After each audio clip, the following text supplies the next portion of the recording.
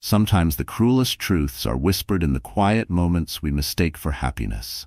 On the night meant to mark the beginning of everything she had ever dreamed of, Sophia Bennett discovered a betrayal that would shatter her to the core.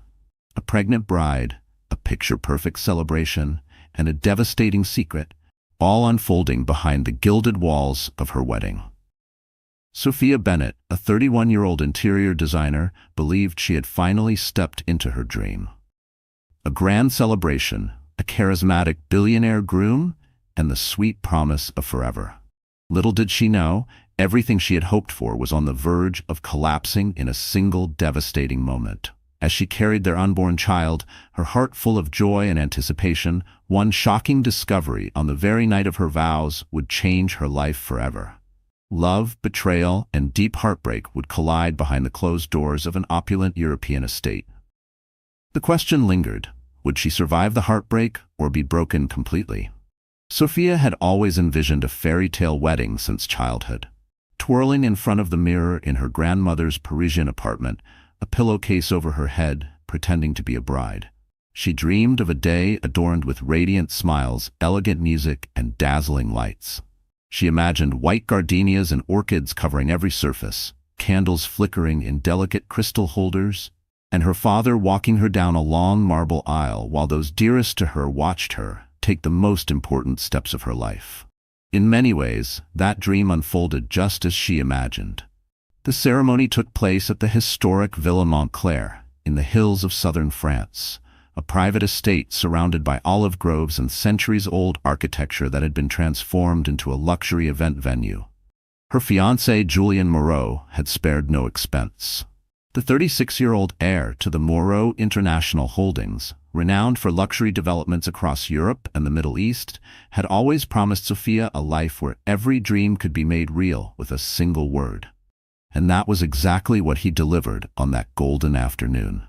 The ceremony site was a floral masterpiece, a cascade of ivory tulips, cream peonies, and fragrant roses lining the aisle, while an arch of fairy lights sparkled overhead. The soft sound of a harp floated on the Mediterranean breeze as Sophia's father, Edmund Bennett, walked her slowly down the aisle, tears forming at the corners of his eyes.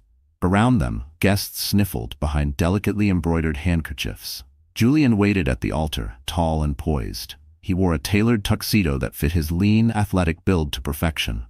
His dark brown hair gleamed under the sun, meticulously styled.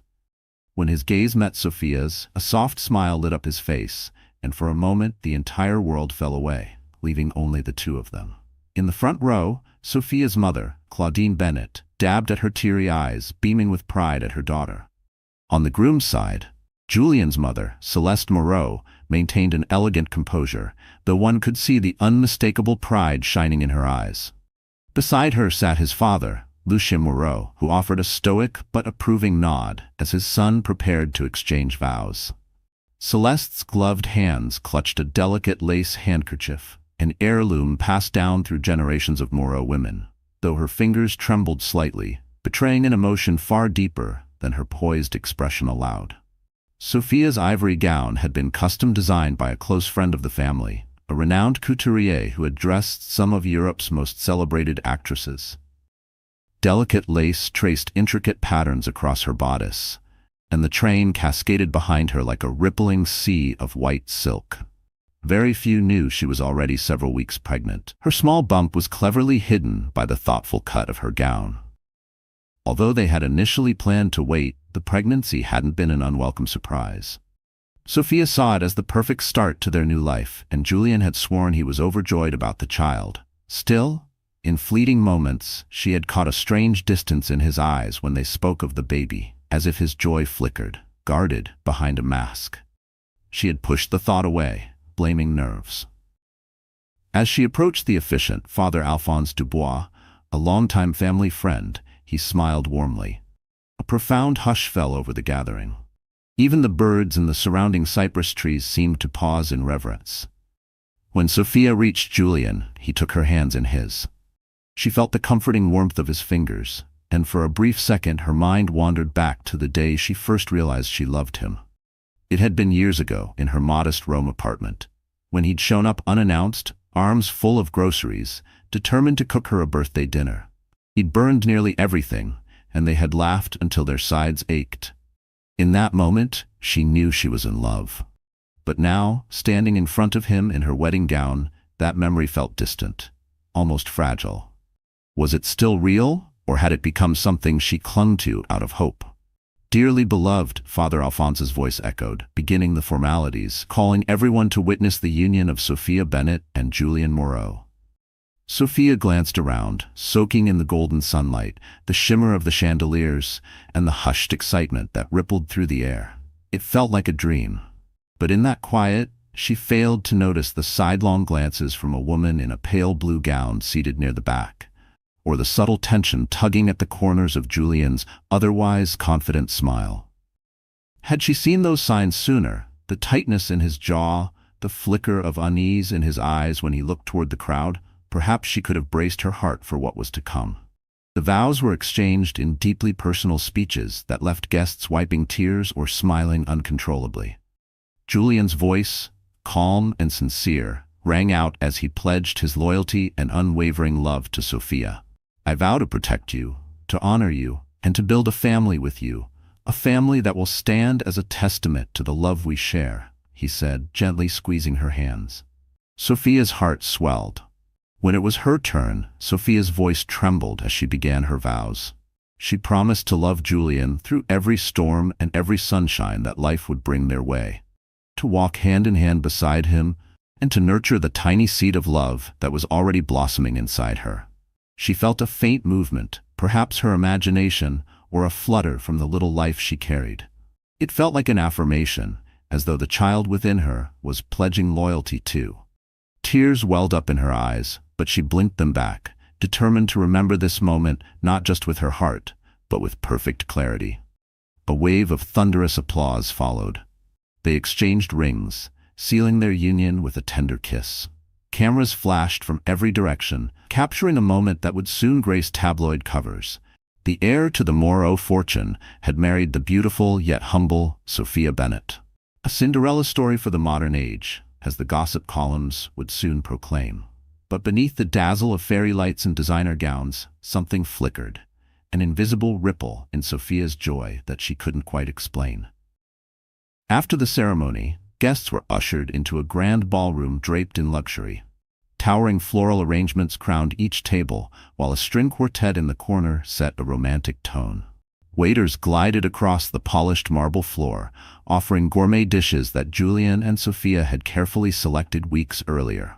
Crystal chandeliers hung like suspended stars overhead. In one corner, a group of Julian's business associates raised their glasses, offering heartfelt toasts praising his strategic brilliance and vision. They joked about him surrendering his bachelorhood, but Sophia noticed they always followed their teasing with warm smiles directed toward her, acknowledging in their own way that Julian was a lucky man. Still, she caught the occasional glance exchanged between two of them. Quick, unreadable, just enough to make her wonder what she wasn't being told. Between dances, Sophia's best friend, Isabel Martins, pulled her aside, absolutely glowing with excitement. "This is everything we dreamed of back in university, isn't it? You're radiant, and that gown, people can't stop talking about how you and Julian look like royalty." Sophia laughed softly, but felt a sudden wave of nausea that had nothing to do with excitement. Her pregnancy was still in its fragile early stages, and she was being cautious not to draw attention.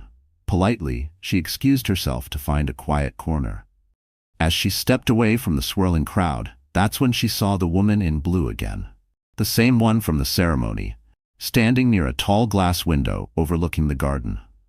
Their eyes met for a brief second before the woman turned away, as if she'd been caught watching. There was something oddly deliberate in the way she moved, poised, aware of being seen, yet unbothered. Sophia didn't think much of it at first. There were so many unfamiliar faces, probably just another business associate of Julian's or perhaps someone's guest. Still, something about the woman's expression lingered in Sophia's mind. There was a subtle sense of purpose in her gaze, almost as if she held a secret. Not malice, not jealousy, something colder, more calculating. But Sophia pushed the thought aside, choosing instead to focus on the joy and beauty of the day. This was supposed to be the happiest moment of her life. She couldn't afford to dwell on unsettling strangers. After all, who in their right mind would fixate on a stranger during their own wedding reception? Later that evening, as the dancing slowed and the older guests began to leave, the younger crowd moved the celebration outdoors. Twinkling lights hung between tall cypress trees, the string quartet gave way to a DJ, and a light breeze made the summer night feel even more magical. Sophia and Julian drifted from group to group, chatting with lingering guests, receiving congratulations, and posing for countless photos. Laughter came easily, but Sophia couldn't shake the feeling of being watched, like a second presence hovering just beyond the edge of her vision. At one point, Julian was pulled aside by Mathieu Laurent, the wedding planner Sophia had personally chosen for his flawless reputation and attention to detail. He was discussing a few last-minute adjustments to their honeymoon itinerary. Left alone, Sophia wandered toward a tall stone fountain nestled in a quiet corner of the garden. The gentle sound of water splashing provided a calming break from the music and conversation. The sound seemed to muffle the world for a moment, as if time paused just for her. Just as she was about to slip inside to change into her after-party dress, she saw the woman in the pale blue gown again. She stood across the lawn, partially concealed behind the trunk of a wide cypress tree. This time, their eyes locked for longer than a second, and a chill crept into Sophia's stomach. There was something in the woman's expression, something that felt both sorrowful and triumphant. It wasn't a passive look. It was intentional, measured, as if the woman had been waiting for her all along. Before Sophia could take a step toward her, Julian reappeared, his face flushed from dancing, his tie loosened casually around his neck. "Hey," he said, wrapping an arm around her shoulders. He pressed a quick kiss to her temple, then paused, noticing the slight furrow in her brow. "Is everything okay?" Sophia opened her mouth to say something, but hesitated. She glanced back toward the tree, but the woman was gone. Not just moved, gone.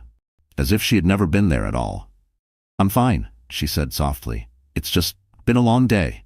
I guess I'm a little tired." He smiled, brushing a strand of hair behind her ear. "It has been," he admitted. "Let's say our final goodbyes and slip away." They returned to the heart of the reception, where they were met with cheers from lively groomsmen and giggling bridesmaids. The last hour of the celebration passed in a warm blur of toasts, embraces, and tearful goodbyes. Sophia did her best to push away the lingering discomfort in her chest. She told herself it meant nothing, but her instincts whispered otherwise. Finally came the send-off, a shower of rose petals as Sophia and Julian made their way toward the car. Henri, an older chauffeur in a crisp black suit, opened the door of a vintage silver Rolls-Royce, adorned with a "Just Married" sign and tin cans trailing behind. They waved goodbye until the glowing villa behind them disappeared from view. As Sophia leaned back into the leather seat, she told herself the strange feeling had only been wedding day nerves. Their first night together as husband and wife would be spent at one of the Moreau family's most exclusive properties, a private seaside villa perched high on a cliff overlooking the Mediterranean Sea. Julian had surprised her with this location. "Just for tonight," he'd said. "Tomorrow, we'll board the jet to our real honeymoon destination in the Maldives. But for now, I want to watch the sun rise over the water with my wife." The villa was breathtaking. Floor-to-ceiling windows framed the endless sea like a moving canvas. White gauzy curtains billowed in the salty breeze, and beyond them, waves crashed rhythmically against the jagged rocks below. Sophia felt her heart melt at the sheer romance of it all. The air smelled of jasmine and sea salt, and for a second, she imagined this place as a fairy tale cliffside castle, hers, for one perfect night. Even a mild wave of nausea from her early pregnancy couldn't spoil the wonder of the moment. After Henry dropped them off with a warm tip of his cap, Julian led her inside. They wandered through the villa hand in hand, discovering cozy stone fireplaces, plush velvet sofas, and charming antique decor. In the kitchen, Sophia spotted a large gift basket filled with chocolates, champagne, and fresh strawberries, a wedding gift from Julian's mother, Celeste. Tied to it was a handwritten note in Celeste's flowing cursive. "May this night mark the beginning of something eternal." It gave Sophia a strange pause, but she brushed it off. Sophia stepped out onto the balcony, allowing the crisp night air to kiss her skin. The moonlight danced across the water like a blanket of glittering diamonds. She closed her eyes, resting a hand on her belly. How perfect is this moment, she thought. I can't believe how lucky I am. But even as the words formed, a tiny flicker of unease whispered through her, so faint it could have been the wind. Julian joined her, slipping an arm around her waist. They stood in silence for a few long seconds, letting the soothing sound of waves fill the space between them. Tomorrow, he whispered, we'll be flying off to the Maldives. No meetings, no interruptions, just you, me, and paradise. She turned her face toward his. I can't wait, she whispered, Isia tiptoeing to kiss him gently. He deepened the kiss just slightly, a note of urgency in it, as if trying to anchor something slipping away. They stepped back inside, laughter echoing through the marble halls as Julian lifted her into his arms and carried her toward the bedroom. Rose petals were scattered across the bed, the soft glow of candles lighting the entire room with a dreamy warmth. Everything felt as it should, magical, passionate, new. But once again, a small knot tightened in Sophia's stomach. She thought of the woman in the blue dress. Who was she? Why had she looked so intensely at them? For a fleeting moment, Sophia considered bringing it up to Julian. Maybe he recognized her. Perhaps she was someone from his past, an ex, or a guest with misplaced emotions. Someone who had come to disrupt their day. Someone who had unfinished business. But as she looked into Julian's eyes, wide with affection and anticipation, she pushed the thought away. Tonight should be about them. Not shadows, not suspicions, not ghosts from another life. Sophia let the question slip, away as they sank into each other's arms, the outside world slowly melting into the background.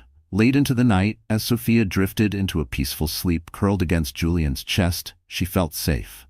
A soft breeze from the open balcony door kept the room airy, while patches of moonlight shimmered across the stone floor. Suddenly, the shrill ring of Julian's phone pierced the silence, jolting her awake. Her body tensed instinctively, like a violin string pulled taut. Julian groaned, reaching across the nightstand to find his phone. Sophia, still half asleep, her eyes barely opened, saw the faint glow of the screen. One word flashed on the caller ID, Clarice. "Who is it?" she murmured. "Just a business associate," Julian replied quickly, already pressing the phone to his ear as he slipped out of bed and walked onto the balcony. His voice was too fast, too rehearsed. Her heart was racing, not with suspicion at first, but from the abrupt awakening. Still, a flicker of worry followed close behind. A business call at nearly 2 in the morning? She tried to reason with herself. He was, after all, a billionaire overseeing projects around the world. Maybe it was just a matter of time zones. Deals don't sleep, especially at that level, right? And yet, the memory of the woman in the blue dress floated back into her mind, uninvited. The way she'd stared, not with curiosity, but with something closer to possession. Sophia sat up slightly, propping herself on her elbows, straining to hear. Julian's voice was low, urgent, not angry, exactly, but tense in a way she didn't recognize. She swallowed hard, her mouth suddenly dry. She flipped on the small lamp at her bedside, its warm light revealing the delicate swirl of rose petals across the floor. This was supposed to be their wedding night, the night she would remember for the rest of her life. Why was he handling business calls? After what felt like an eternity, Julian returned. His expression was controlled, but the tightness around his mouth betrayed something else. He attempted a smile, but it didn't reach his eyes. "Work emergency?" she asked softly. He nodded, sitting on the edge of the bed. "Yes, a new development project in London. There are some issues. The investors are, well, restless." Sophia studied him carefully. She wanted so badly to believe him. He was her husband now, the man who had sworn to cherish her and the father of the life growing inside her. But something about his body language, the way he avoided eye contact, the way he held his phone like a shield, felt off. It wasn't just business stress. It was guilt. She could feel it radiating from his skin like heat. She reached out and rested a hand gently on his shoulder. "Can it wait until morning?" "We're leaving for our honeymoon." He hesitated, eyes still fixed on the glowing phone in his hand, as though expecting it to ring again. "Yeah," he said finally, forcing another smile. "I'll handle it in the morning." "Don't worry." Sophia tried to accept it. She lay back down, allowing Julian to curl around her once more. But as she drifted off to sleep, she couldn't shake the gnawing sense that their perfect day had been marked, tainted by something lurking just out of sight, waiting to strike. A splinter beneath the surface of a dream. By the time morning light filtered softly through the villa's white linen curtains, Sophia awoke alone. She rubbed her eyes and noticed Julian was already gone. The balcony doors were open, letting the scent of the salty Mediterranean air waft through the room. The antique clock on the nightstand read 8:12 a.m. They were scheduled to leave for the airport at noon. Padding barefoot into the living room, she found Julian pacing slowly back and forth, a phone pressed to his ear. He was half-dressed, just slacks and an open-collar shirt, his hair still damp from a quick shower. "Yes, Clarice, I understand that, but we agreed this wouldn't go public," she heard him say in a hushed but urgent tone. His voice cracked slightly on the word public, like a man trying to hold too many truths inside one breath. Sophia froze in the hallway. Clarice, the same name that had flashed on his phone the night before. Her stomach tightened. What had started as a flicker of doubt now began to cloud her thoughts with dread. Her heartbeat thundered, and an uncomfortable heat rose into her cheeks. Every instinct in her body screamed that something wasn't right, and she hated that she didn't know what. Julian turned suddenly, realizing she was there. He ended the call quickly and flashed an overly casual smile. "Hey," he said, too brightly. "You're up. Good morning, Mrs. Moreau." He opened his arms as if expecting her to walk into them. But Sophia didn't move. She fixed her gaze on him. "Julian, who is Clarice?" He hesitated for a fraction of a second, then gave a shrug that felt forced. "She's just an important associate. She's heavily involved in several of my European ventures. Things are a bit chaotic right now with some key deals falling through. That's all." He said it quickly, like someone reading from a script. "She needs to talk to you at odd hours, right after our wedding?" Sophia asked, her tone deceptively calm. Julian gave a short laugh that sounded hollow.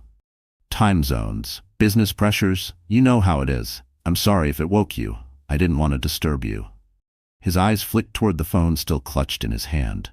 Sophia noticed the movement, noticed the anxiety flickering in his otherwise composed expression. The mask was slipping, and what lay underneath wasn't certainty. It was fear. She pressed her lips together. She wanted to trust him. She really did. This was her husband, the man she had married not even 24 hours earlier, the father of the child growing inside her. She inhaled slowly, grounding herself. Maybe she was overthinking. Maybe this was just business. "All right," she said at last, trying to sound nonchalant. "Let me shower and pack."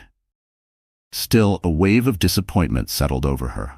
She had imagined a romantic morning, breakfast on the cliffside terrace, maybe barefoot dancing to soft music. Instead, it was starting with vague phone calls and a name that stirred knots in her stomach, a name that refused to let go. She turned and walked slowly back toward the bedroom, resisting the powerful urge to grab his phone and scroll through it for answers. Back in the bedroom, Sophia took her time getting ready. She stood under the warm cascade of the shower, letting the water wash over her face and shoulders. One hand moved instinctively to her belly. "We're okay," she whispered gently, as if speaking directly to her unborn child. "Mommy's just a little worried, but everything's going to be fine." After dressing in a soft linen sundress, Sophia began gathering her things for the trip. But her mind kept circling back to Julian's tense conversation on the phone. It looped in her thoughts like a song stuck on repeat. The hushed tone, the name he didn't want her to hear, the way his jaw had clenched. She nearly jumped when a gentle knock sounded at the bedroom door. "May I come in?" Julian asked quietly from the other side. She opened the door, stepping aside to let him in. He looked subdued, almost remorseful. "I'm sorry," he said, placing his hands lightly on her shoulders. "I know it's not ideal, talking about work stuff on our wedding night." Sophia let out a slow, tired sigh. "I know your work is important to you, Julian.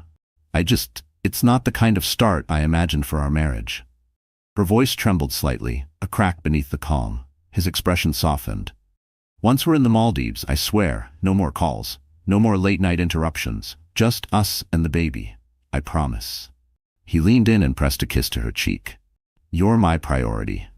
She closed her eyes for a moment, trying to let herself believe him. She needed to. It was the vow she had made at the altar, to stand by him, in trust and faith, for better or worse. "Okay," she murmured, but even as she said it, the word felt thin, fragile, like a thread holding something unraveling.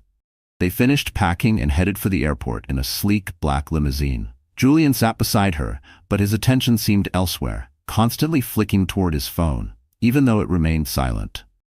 Sophia stared out the tinted windows, watching the French countryside blur by. She half listened as Julian murmured about flight schedules and first-class lounges. She wanted so badly to feel the thrill of it again. The honeymoon, the tropical escape, the promise of turquoise waters and candlelit dinners by the sea. The joy of newlywed life. But joy doesn't thrive in doubt, and doubt was now riding with them like a silent third passenger. But as they neared the airport, Julian's phone buzzed. He looked at the screen. His face tightened. Then, with visible reluctance, he answered the call. "I'm sorry," he mouthed to Sophia as he turned away. "Yes, Clarice," he said quietly. Sophia's heart clenched. For the next few minutes she heard only snippets of his muffled voice. Words like scandal, manage, and urgent floated through the quiet interior of the limo. The longer the call went on, the paler Julian became. When he finally ended the call, his knuckles were white from gripping the phone too tightly. He didn't look like a man handling a business crisis.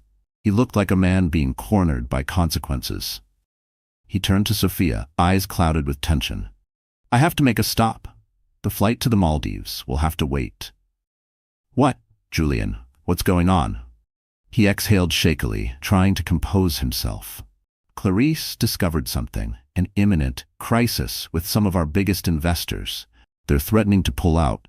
If I don't address this immediately, I could lose everything. It would sink one of my largest developments. I need to go into the office and put out this fire." Julian's voice was tense, urgent. He looked at Sophia, searching her expression. "I promise, it'll only be a few hours." Sophia stared at him, conflicted. "You're canceling our honeymoon flight, the day after our wedding?" She tried to sound calm, but the hurt in her voice was unmistakable. "I'm rescheduling, not canceling," Julian said quickly. "We'll still go, just a little later." "I'm sorry, Sophia, but I can't ignore this. My father's already furious, and if we lose these investors—" She held up a hand, cutting him off gently. She understood, or at least she tried to. The Moro Empire didn't run itself, and Julian bore the weight of unimaginable responsibility. "Fine," she said at last. "Let's just go to your office. Deal with whatever's happening, but we're getting on that plane tonight." He nodded, relief softening his features. "Thank you for understanding." The limo changed direction, heading toward Moro International's glass-clad headquarters, a towering skyscraper in the heart of Monaco. As they pulled up, a wave of dread and disappointment settled over Sophia. She should have been stepping onto a private jet, hand in hand with her new husband, giddy for their island getaway. Instead, she was walking into a corporate lobby, surrounded by marble floors and hushed voices. Julian led her to a private elevator that rose smoothly to the top floor. The air smelled faintly of polished wood and subtle cologne. Modern art adorned the walls, and high-level executives moved with practiced precision through the corridors. At the end of the hall, Julian turned to Sophia. "Wait here, in my office," he said gently, guiding her toward a sleek door with his name engraved on a brushed steel plaque. "I'll just be a few minutes. I need to meet Clarice and the team in the conference room." She nodded wordlessly and stepped inside his expansive corner office. Floor-to-ceiling windows framed a stunning view of the marina below. On one side sat a plush, minimalist couch, on the other an imposing desk with an array of monitors. The space radiated wealth and control.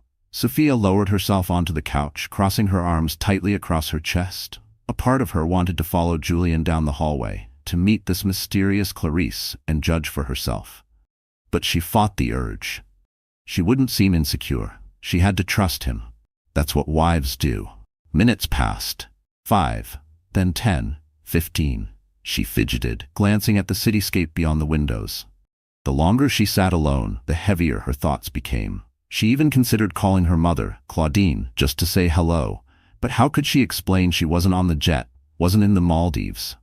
She had promised to send a photo from the plane, eyes glowing, champagne in hand. Then, as if summoned by her spiraling thoughts, the office door clicked open. A tall woman entered. She wore a fitted black pencil skirt and a crisp, white blouse. Her dark hair was slicked back into a tight chignon, revealing a sharp, elegant face. She locked eyes with Sophia, and Sophia's heart stuttered. She recognized that face from the wedding, that unnerving presence, that gaze that lingered too long. "You," her voice faltered. "Were you at our wedding yesterday?" The woman's expression flickered, momentary surprise shifting quickly into something more composed, practiced. "I was," she replied smoothly. "I'm Clarisse Duval." She extended a hand. Her voice was cool, controlled. "I work closely with Julian on several international ventures." Sophia hesitated. Something inside her recoiled at the thought of touching this woman, but she forced herself to be polite. She took the hand briefly. Clarisse's grip was firm, cold, confident. Not the handshake of a stranger. It was the kind you gave to claim territory. "I see. Julian told me you're a business associate," Sophia said. Clarisse's lips curved into a smile, though it never reached her eyes. "Indeed. I'm sorry if I startled you at the wedding. I needed to speak with Julian about an urgent matter. I was invited by one of his colleagues. Small world, isn't it?" Her gaze dropped for the briefest second to Sophia's belly, then returned to her face. "Congratulations, by the way." Sophia's mind reeled. Why had Julian let this woman, someone who clearly unsettled him, attend their wedding? Or had she come uninvited? 1,000 questions swirled, her intuition screamed, but she had no facts, just a growing ache behind her ribs. "Thank you," she said quietly, barely above a whisper. "Is the crisis resolved? We're supposed to be on our honeymoon." Clarisse's smile twitched slightly. "Julian's working on it now. Big deals come with big responsibilities, as I'm sure you understand." There was an edge to her voice, sugar-coated and sharp. There was something in her tone that made Sophia bristle, as though Clarisse were implying she wouldn't understand the complexity of high-stakes international business. "Right," Sophia replied, forcing a nod. She straightened her posture. "Well, I'm sure Julian can handle whatever comes his way." Her voice held firm, but her spine tensed. This wasn't small talk, it was a test. Clarisse arched an eyebrow. For a beat, the air between them filled with quiet tension. Sophia found herself taking in Clarisse's appearance, flawless makeup though a faint smudge of lipstick sat slightly askew, and a subtle mark near her collar. A bruise? A crease from something more intimate? The implication hit her like ice down her back. Before Sophia could dwell on it further, the office door opened. Julian stepped in, stopping short when he saw the two women together. A flash of alarm crossed his face, but it vanished as quickly as it came. "Clarisse," he said tightly. "I told you I'd come find you. Why are you here?" "I just wanted to make sure everything was all right," Clarisse replied smoothly. "I saw your lovely wife was waiting alone, so I introduced myself." "No harm done, I hope," Clarisse said with a smooth smile. Julian's jaw tightened slightly. "We'll continue in the conference room." He turned to Sophia, offering a forced smile. "I'm sorry, but would you mind waiting here a bit longer?" She nodded, though her insides twisted. He gestured for Clarisse to follow him out. As she walked past, Clarisse's eyes flicked toward Julian, and something passed between them. Something unreadable, but cold. Something shared. Something Sophia wasn't meant to see. Pity? Triumph? Whatever it was, it made Sophia's blood run cold. The door clicked shut behind them. Alone again, Sophia stood frozen, a knot of anger and fear swelling in her chest. That woman's presence wasn't random. There was something deeper going on, something that threatened the fragile foundation of her brand-new marriage. It was like watching cracks form beneath glass, each one spider-webbing faster than she could stop. She took a shaky step toward Julian's desk, nerves buzzing beneath her skin. His phone lay there, the screen dark. For a moment, she considered opening it, digging through emails, messages, anything that might explain this. But guilt surged up like a wall.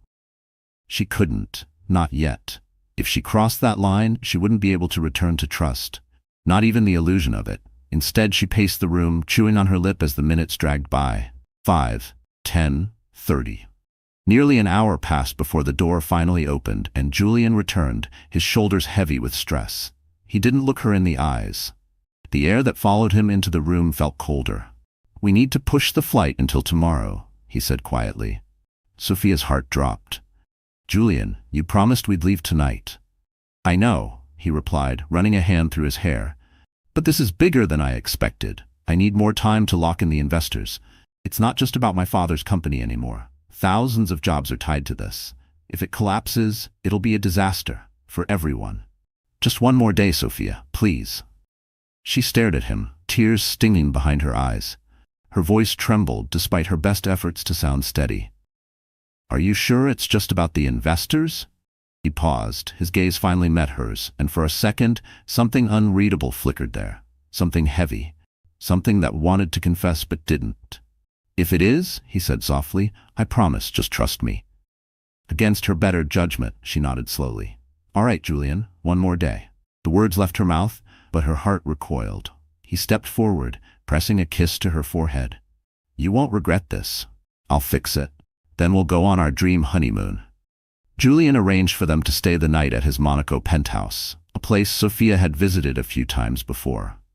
Though beautiful, it always felt more like a pristine showroom than a home. Floor-to-ceiling windows revealed sweeping views of the bay and harbor below. The decor was sleek, minimalist, every curtain, light, and temperature setting controlled by a sophisticated smart system. It was stunning and sterile. A perfect metaphor, she thought, for a life built on surface perfection. When they arrived, Julian apologized again for the delay and offered to make dinner, an unusual gesture given his typically jam-packed schedule. It was a rare gesture, given Julian's demanding schedule. Sophia tried to appreciate the effort, but her appetite was dulled by worry as he moved quietly through the sleek, modern kitchen. She wandered the living room restlessly, a growing sense of unease curling in her chest. There was something intangible in the air, as if someone else had recently been there. A faint floral scent lingered on one of the pillows. Was it just a room spray or something else? She sank onto the sofa and flipped through channels on the oversized television, but nothing held her interest. Her thoughts kept drifting, looping back to the same place. Eventually, Julian returned with a simple plate of pasta and a tall glass of sparkling water. Sophia forced a smile and accepted the food. Thank you. He sat beside her. His gaze was gentler now, softened by the quiet of the room. I'm really sorry, Sophia, he said. I know how much you were looking forward to the Maldives. She exhaled shakily. I understand. Business is demanding. I just hope this doesn't become a pattern, Julian. Our relationship, our marriage has to come first. Especially now with the baby. He reached across the cushion, placing a gentle hand on her stomach. I know, he murmured, and I promise, I won't let you down. After tomorrow, everything will be perfect. She nodded, wanting desperately to believe him. They ate in silence for a while. The only sound was the low hum of traffic far below the penthouse windows. Then Julian's phone buzzed again. He glanced at the screen. His face fell into a deep frown. Let me just step out for a moment, he said quietly, already beginning to rise. Sophia reached out, grabbing his wrist. Who is it? He hesitated, then sighed. It's Clarice, again. Tears pricked her eyes before she could stop them. Julian, you can't keep doing this. You can't keep dropping everything to answer her calls. This is supposed to be our wedding night. Part 2, I guess. Her voice broke. I can't keep watching you put her above me. His face contorted with guilt and frustration. I'm sorry, she's working with the overseas investors. It's time sensitive. I swear, I'm not running off. I'll be right in the hallway. Just a few minutes. That's all. Sophia slowly let go of his wrist, unable to say more. He slipped out of the room. She stared at her untouched dinner. Her stomach knotted. Her appetite had vanished. Silent tears slid down her cheeks as she sat motionless in the dim, elegant room. Later that night, Sophia awoke alone. The digital clock on the nightstand glowed. 2:37 a.m. Julian wasn't beside her. The space where he should have been was cold to the touch. She sat up, worried. The city lights shimmered through the tall windows, casting eerie silver patterns on the walls. Slipping quietly out of bed, she padded down the hallway barefoot, her voice a soft whisper. Julian? No response. The penthouse was silent, save for the low hum of the air conditioning. Sophia moved from room to room. Living area, kitchen, even the second bedroom. Nothing. No Julian. Anxiety twisted in her gut as she rushed toward the foyer, wondering if he had stepped out for something. An emergency errand, a late-night call, anything. But then she noticed it. A narrow sliver of light glowing beneath the door of the home office. Her heart thudded painfully as she crept closer. Muffled voices spilled out, Julian's and a woman's. Smooth, deliberate. Clarice. Sophia's breath caught. The air around her thickened, like the calm just before a lightning strike. How could Clarice be in the penthouse at nearly 3 a.m.? "I told you not to come here," Julian said in a sharp, hushed tone. Urgent. Anxious. "This is insane. Sophia's here." Sophia's stomach flipped. Her whole body screamed for her to turn around, to walk away from whatever horror might follow. But she stood frozen, her ear pressed to the door, her body trembling. Every word was a blade. Every second, a cut. "Julian." Clarice's voice cooed, rich with a dangerous kind of intimacy. "I had no choice. The investors are threatening to pull out. If we don't—" "Enough about the investors," Julian hissed. "We agreed that after the wedding, you'd keep your distance." Clarice gave a short, bitter laugh. "Don't pretend this is just business. You can't stay away from me. You married her, but you still call me at night." Sophia's hand flew to her mouth to silence the gasp that rose in her throat. Tears blurred her vision. Disbelief tangled with raw devastation. Her body rocked as if from an invisible impact. Her soul recoiled. She leaned closer to the door, breath shallow, her world unraveling one word at a time. Julian's voice dropped. "Stop it," he said, but the words lacked the conviction Sophia needed to hear. "It was a mistake. I was weak." Weak, the word echoed like a curse. "A mistake?" Clarice spat. "That's not what you said when you were in my bed last week, whispering about how trapped you felt, how the whole wedding was a performance. You told me you'd rather be with me." Sophia's lungs tightened as if the air had been snatched from the room. Her knees trembled, her body ready to collapse. She wanted to crash through the door, scream rage, but she couldn't move. She was frozen in place, a statue of betrayal. The kind sculpted from shattered dreams. Julian sighed, resigned, defeated. "That was before I realized what I'd lose. If I left Sophia, my mother, my father, they made it clear. They'd cut me off. She's pregnant, for God's sake. Did you expect me to walk away from my own child?" Clarice laughed bitterly. "So you married her for the sake of your inheritance. How poetic. And I'm just supposed to stand by watching your fairy tale wedding from the shadows while I'm reduced to being the business associate behind closed doors?" "Clarice," Julian's voice cracked with desperation. "You knew what this was. We agreed." His voice broke off, like a man realizing too late the cost of the lie he built. "To end things. For now, at least publicly. If I lose my father's support, it's not just me on the line." Clarice let out a scornful scoff, cutting Julian off. "Spare me the excuses. I gave you everything. My time, my loyalty, my love. I believed we had a future." Her voice cracked slightly at the end, a war between bitterness and pain. Outside the door, Sophia's hand trembled on the knob. Fury twisted in her chest, not just at Julian's betrayal or at Clarice's arrogance, but at the sheer weight of heartbreak. Crippling, suffocating heartbreak. It pressed down like a wave she couldn't outrun. Her pulse roared in her ears. Julian's voice softened. "I'm sorry. I do care for you, but everything's complicated now." Clarice's voice oscillated between restrained rage and aching sorrow. "You can't keep me hidden forever, Julian, especially if the child might be." "Don't you dare," Julian snapped, cutting her off. His voice turned sharp. "Don't you dare say that. It's not possible. We were always careful." His panic was unmasked now, raw and cracking through his composure.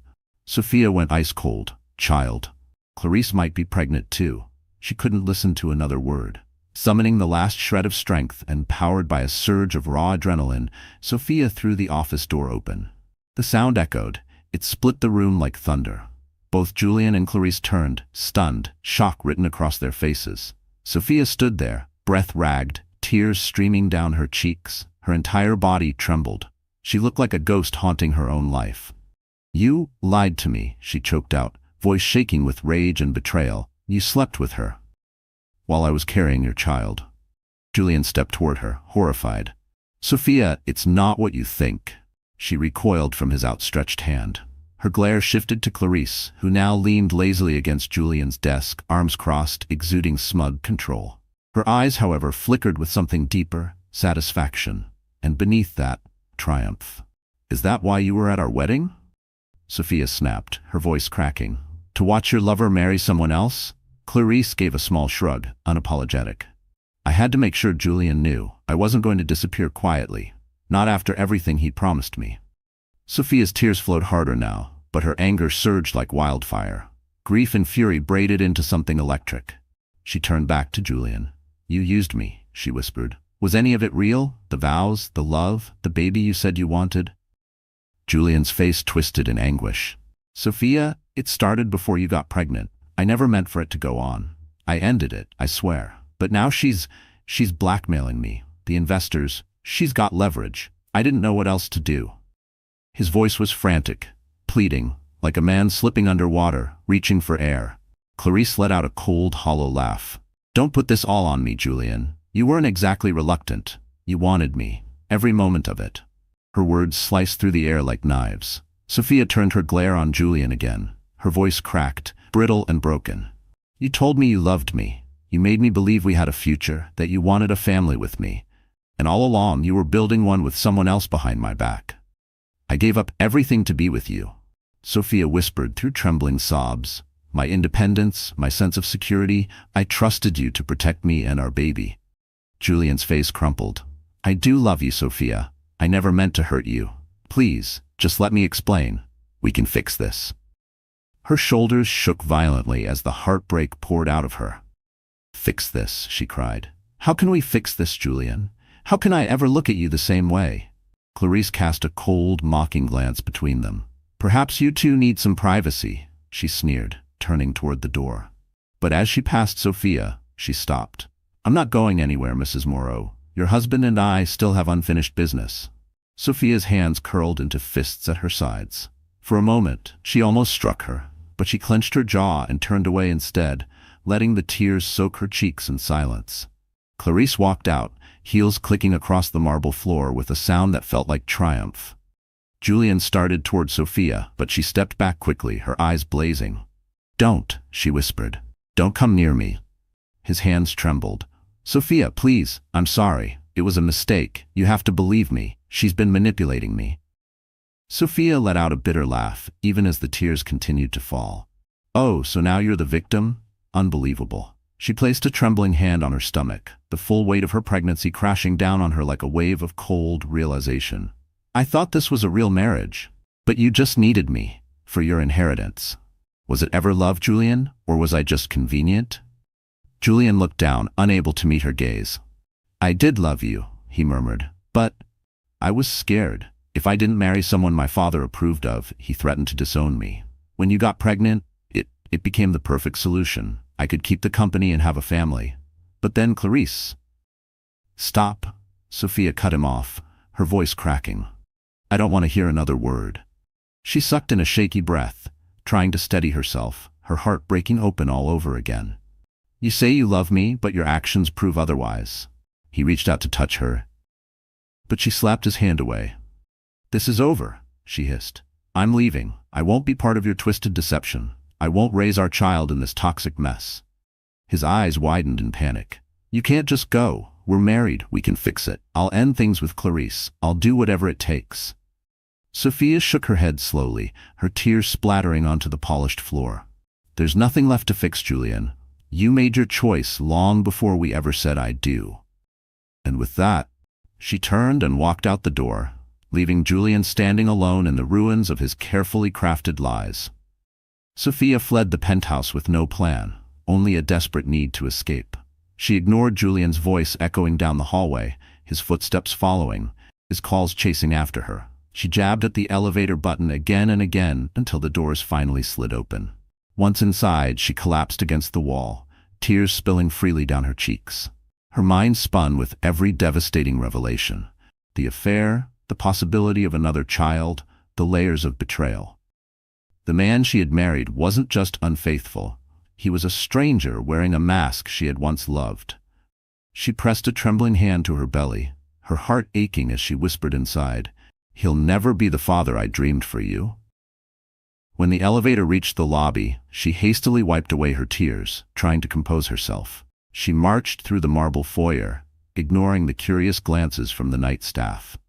A uniformed doorman stepped forward, his brow furrowed with concern. "Miss Bennett, can I call you a car?" She froze. That name, Miss Bennett, pierced her like a knife. That dream of being Mrs. Moreau had lasted less than a day.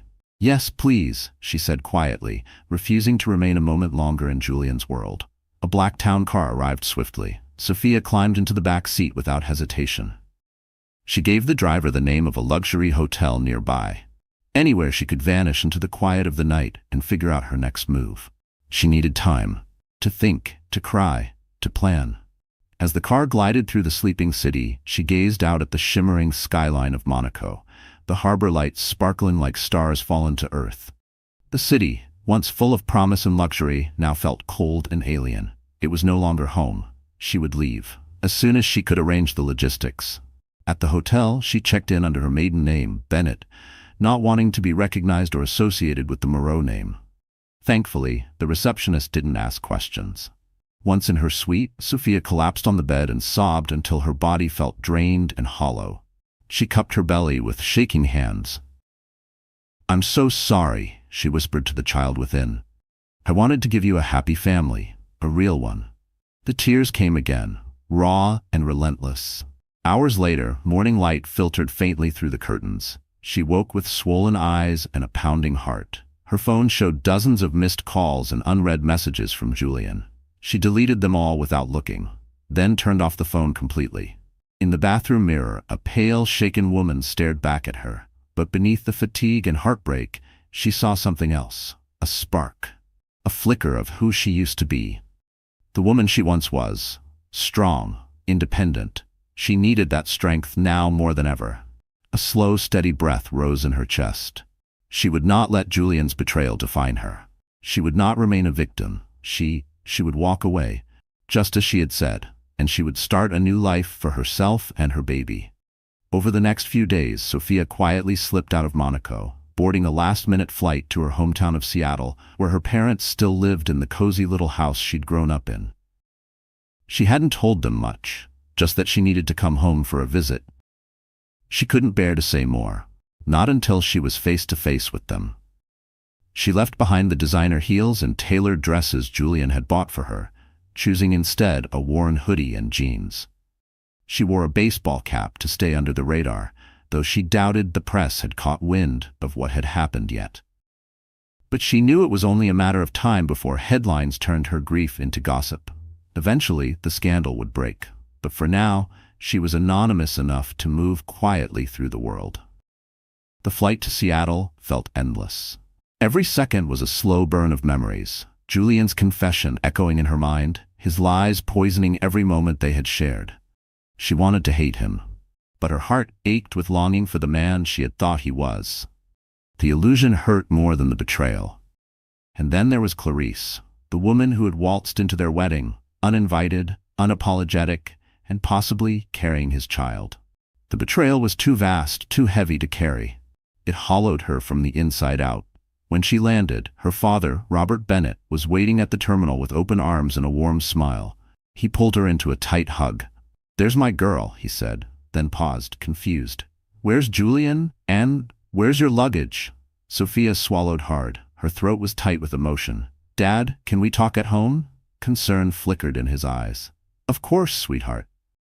The car ride back to the house was quiet, punctuated only by her father's soft attempts to ask if she was okay. She just shook her head and whispered, "I need time." And he respected that, like fathers do. When they arrived, her mother, Claudine, rushed out the front door, arms already outstretched. "Sophia, my beautiful bride, I thought you were off honeymooning in paradise. What happened?" Sophia collapsed into her mother's embrace, sobbing uncontrollably. The pain spilled from her in waves she couldn't hold back. Every breath was a break, every sob a release. Over the next hour, wrapped in a blanket, surrounded by the scent of home, with hot tea and a box of tissues between them, she told her parents everything, every single detail. Claudine listened, hand-clutching Sophia's trembling fingers, tears glistening in her own eyes. Robert stood suddenly and began pacing, his jaw clenched tight, fury radiating from every step. "That man lied to you," he growled. "This can't stand." His voice trembled with the anger of a father who couldn't protect his daughter from the kind of pain no parent ever wants to witness. Claudine turned to him quickly. "Please, Robert, stay calm for Sophia's sake." Her eyes returned to her daughter, filled with compassion and quiet heartbreak. "Oh, my poor darling," she whispered, gently brushing Sophia's hair back. I'm so sorry. Sophia sniffled, her voice barely audible. Me too. But in that moment, buried in her mother's arms, she finally felt the first flicker of something she thought she'd lost. Safety. I feel like such a fool, Sophia whispered, curling deeper into the couch. I believed everything he said, but maybe I should have seen the signs. Her voice cracked on the last word, as if even speaking it confirmed the betrayal all over again. Claudine shook her head firmly. Don't you dare blame yourself. This is his deception, not your naivete. Her tone was steel wrapped in silk. Sophia felt emotionally drained, but also relieved. The burden of silence had lifted now that her parents knew. She lay still, her head resting in her mother's lap, while Claudine gently stroked her hair. I just need time to figure out what to do next, Sophia murmured. I want a divorce, but I'm not even sure how complicated that'll be. We were married for barely a moment. Robert turned from where he'd been pacing across the living room. I'll make some calls, he said, his voice steely with resolve. We'll find the best lawyer out there. You're not alone in this, Sophia. We'll make sure you and the baby are protected. There was no hesitation, no doubt, only the fury of a father reclaiming his daughter's dignity. Her eyes filled again with tears. She closed them tightly, a few slipping down her cheeks. Thank you, she whispered. Gratitude swelled in her chest for the unwavering love surrounding her. Days turned into weeks. Sophia ignored Julian's every attempt to reach her. Emails flooded her inbox, pleas for forgiveness, declarations that Clarisse meant nothing, that he had been manipulated. Voicemails stacked up with his voice, breaking, begging for another chance. He even flew to Seattle, but Sophia refused to see him, because deep down, she knew that love without truth was a prison, and she refused to be locked inside it again. She knew if she saw his face again, she might fall apart all over again. Instead, she poured her attention into her pregnancy. She visited her old OB/GYN, who confirmed the baby was healthy, though the emotional stress Sophia carried was concerning. Claudine attended every appointment, holding her daughter's hand, offering gentle encouragement and strength. She never let go, even when Sophia did. Meanwhile, Robert retained Catherine Winston, a high-profile divorce attorney known for navigating complex and scandalous separations. After reviewing the situation, Catherine was confident. The short duration of the marriage and the nature of Julian's betrayal gave Sophia a strong case. She could file for an annulment or pursue divorce, whichever would bring the most protection and peace. The legal battle ahead promised to be emotionally draining, but Sophia no longer felt powerless. She had people in her corner, and she had her child to fight for. She wasn't just leaving a marriage, she was reclaiming her future. One chilly afternoon, Sophia stood on her parents' porch, wrapped in a thick sweater, sipping hot cocoa. The clouds hung low over the Seattle sky. Everything felt heavy, still, like a world paused before the next storm. That's when she saw it, a black luxury sedan pulling up outside. Her heart thudded. Julian. He stepped out slowly, disheveled in a way she had never seen. His usually perfect hair was uncombed, his suit wrinkled, his eyes sunken with dark circles. He looked up, and their eyes met. Relief spread across his face, a spark of hope, one she no longer shared. Sophia's arms folded instinctively over her belly, her stance guarded, her jaw tight. Julian approached the white picket fence cautiously, not daring to cross it. Sophia, please, he said, voice hoarse. I just want to talk. She didn't move, her fingers tightened around the porch railing. Leave, Julian, she said evenly. I have nothing to say to you. He looked like a shell of the man he once was, broken, regretful. But she had no space left for his sorrow, not after drowning in her own. I did a terrible thing, he said quietly. I know you hate me, Julian said, standing just beyond the gate. But I need you to know. I've ended it with Clarisse, for good. He looked like a man unraveling. She was blackmailing me over some shady business dealings, he continued. But I've come clean. I told my father, I told our board. They're handling it now. She can't hurt us anymore. Sophia's heart twisted. You still don't get it, she said, her voice sharp with pain. This isn't just about blackmail. You cheated on me. You betrayed me. My trust. My love. He swallowed hard. I know, and I'll never be able to undo that.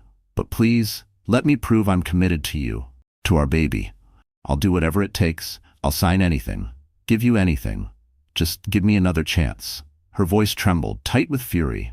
"You think you can buy me off? Like that's going to erase what you did?" She blinked back fresh tears. "You slept with someone else while I was carrying your child." "No," Julian said quickly, shaking his head. "It's not like that. I love you, Sophia. I do. I was a coward. I was terrified of losing everything, my inheritance, my place in the family. But now I realize how meaningless it all is without you." His voice cracked. "I'm sorry." Sophia stared at him, her lips quivering. A part of her, small, buried deep, wanted to believe him, to collapse into his arms and pretend it could be okay. But the memories of Clarice's mocking tone, the lies, the betrayal, they were too real. "Julian," she said softly, "you made your bed. Now lie in it. I'm filing for divorce." His face crumpled. "I never want to see you again." He reached into his coat pocket and pulled out a small velvet box. "I was going to give this to you on our honeymoon," he said, opening it to reveal a delicate diamond necklace. "It belonged to my grandmother. I wanted you to have it, a symbol of my commitment." Sophia's breath caught. Her lips trembled. "Stop," she said, her voice barely above a whisper. "I don't want your jewelry, or your apologies." Julian nodded slowly. Tears welled in his eyes. "All right," he whispered, "if that's what you really want." She forced herself to stay still, to remain cold, even as her chest burned. "Leave, Julian. Don't come back." Tears traced down his cheeks as he turned, shoulders slumped, and walked away without another word. Sophia stumbled back into the house, heart pounding. The moment she shut the door, her legs gave out, and she collapsed to the floor, sobbing. Claudine rushed to her side, wrapping her arms around her daughter. In the weeks that followed, Sophia worked closely with Catherine Winston, worked diligently to finalize the divorce proceedings. Julian's lawyers attempted to negotiate, offering generous financial settlements and property arrangements. But Sophia wanted none of it. She didn't want to be tied to him, or to his fortune. What she demanded was simple: primary custody of the child, minimal financial support, and a swift, clean break. Surprisingly, Julian didn't fight her. He agreed to everything. Word soon reached Sophia that Clarice's blackmail scheme had erupted into a public scandal, sending shockwaves through the Moreau Empire. Julian's father, Lucien, was livid, but stood by his son publicly, quietly paying off certain parties to contain the damage. Clarice disappeared from the public eye. Rumors swirled that she was pregnant, but Sophia didn't want to know. It was no longer her concern. Within weeks of what had been her fairy tale wedding, Sophia Bennett reclaimed her maiden name. The marriage was dissolved. She felt both profound relief and aching sorrow. Relief for her freedom from lies, betrayal, and manipulation. But sorrow for the dream that had died, for the love she once believed in. Despite the heartbreak, Sophia found a new sense of purpose. She chose to stay in Seattle, close to the people who loved her. Surrounded by the quiet strength of her family, she prepared to raise her child in a place that felt like home. She applied for a remote position at a nonprofit she admired, an organization focused on women's health, and got the job. It gave her independence, stability, and meaning. She was determined to build a life where her child would be safe, cherished, and far from the toxic legacy of the Moreaus. One bright afternoon, she visited a quiet beach on Puget Sound. Standing at the shoreline, watching the still water ripple under soft sunlight, she rested a hand on her growing belly. "We're going to be okay," she whispered. "I promise, I'll give you all the love you need." A calm, quiet hope washed over her. It was the promise of a new beginning. Months passed, and Sophia was flourishing. She had moved into a cozy apartment in downtown Seattle, not far from her parents. She decorated it with soft colors and gentle touches, light, airy curtains, fresh flowers, and calming art. She learned how to manage her anxiety, focused on the present, took joy in the small things. The tabloids had moved on, chasing new scandals, and for the most part, the world left her in peace. Julian sent occasional messages, gentle, careful check-ins about the baby. Sophia never replied, but she read them. There was sincerity in his words, regret, maybe even redemption, but the razor-sharp sting of betrayal was gone. That chapter had closed. She was no longer his wife. She was a mother now. On a stormy November evening, Sophia's water broke. Robert and Claudine rushed her to the hospital, where she labored through the night, rain tapping softly against the windows. As dawn broke, she gave birth to a healthy baby boy.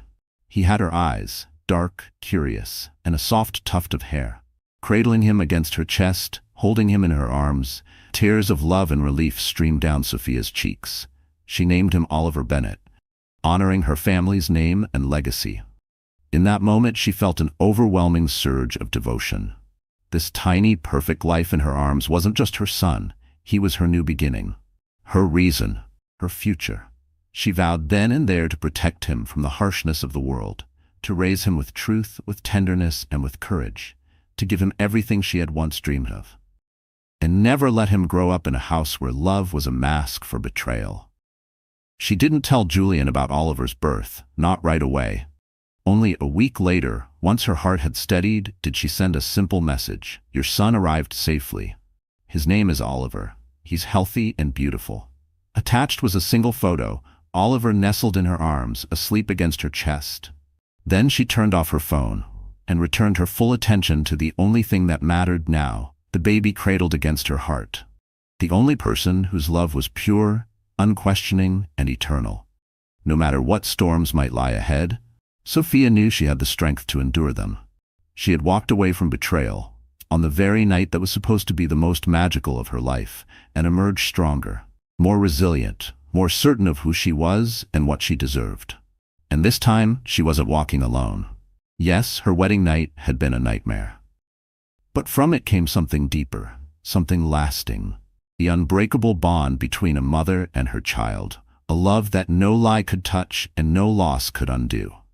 Dear friend, thank you for joining me on this roller coaster of love, betrayal, and ultimate resilience. Sophia Bennett's story is more than a tale of heartbreak. It's a mirror for so many of us who've trusted deeply, fallen hard, and still found the strength to stand back up. Her journey reminds us of something the Stoics have long taught. We may not control what happens to us, but we always control how we rise from it. She could have let bitterness define her. She could have stayed trapped in silence.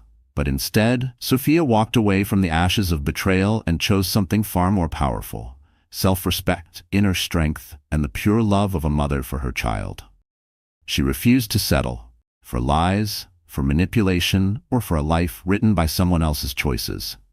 And in doing so, she became something unbreakable. Because sometimes the hardest endings become the first lines of the strongest beginnings.